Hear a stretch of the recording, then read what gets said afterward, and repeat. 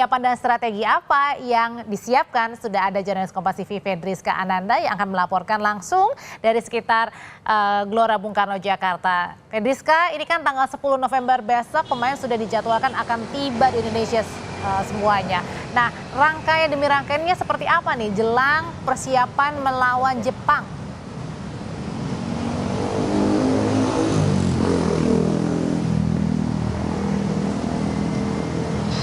Ya, selamat malam Audrey dan juga saudara. Terkait dengan persiapan yang akan dilaksanakan oleh Indonesia jelang laga Indonesia melawan Jepang pada match kelima grup C putaran ketiga kualifikasi Piala Dunia 2026 nanti. Ini kalau dikatakan oleh Esko PSSI Arya Sinulinga mengatakan bahwa tidak ada persiapan khusus. Namun memang nanti maksimal pada pukul ataupun tanggal 10 maksud kami.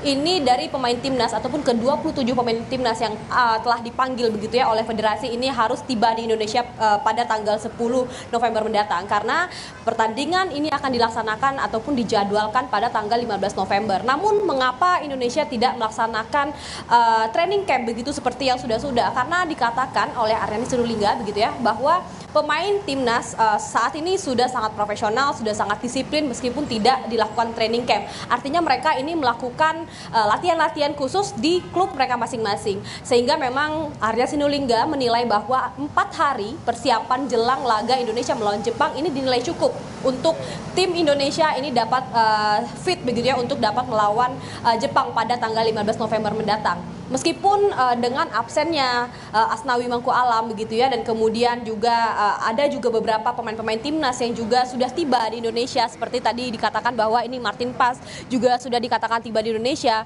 Namun memang Indonesia masih harus tetap waspada, tetap hati-hati jelang laga Indonesia melawan Jepang, karena meskipun pemain ataupun striker inti Jepang yakni Ayase Ueda maksud kami, ini dikatakan juga tidak akan ataupun absen dalam laga kali ini dikarenakan juga mengalami cedera. Namun meskipun pemain ataupun striker Jepang ini tidak turun lapangan begitu, namun Indonesia juga tetap harus hati-hati, tetap harus waspada dan juga fokus melawan Jepang, karena memang Jepang ini merupakan tim yang cukup andalan begitu, cukup dalam ranking ini cukup jauh dari Indonesia, sehingga memang Indonesia perlu mewaspadai meskipun striker inti Jepang ini tidak turun ke lapangan. Meskipun ini juga kemarin sempat dikatakan oleh Shin Tae-yong bahwa timnya ini akan berfokus bersiap melawan timnas Jepang, sehingga kita akan nanti bagaimana kemudian nanti pertandingan Indonesia melawan Jepang ini, karena dalam pertandingan match kelima kualifikasi ketiga ini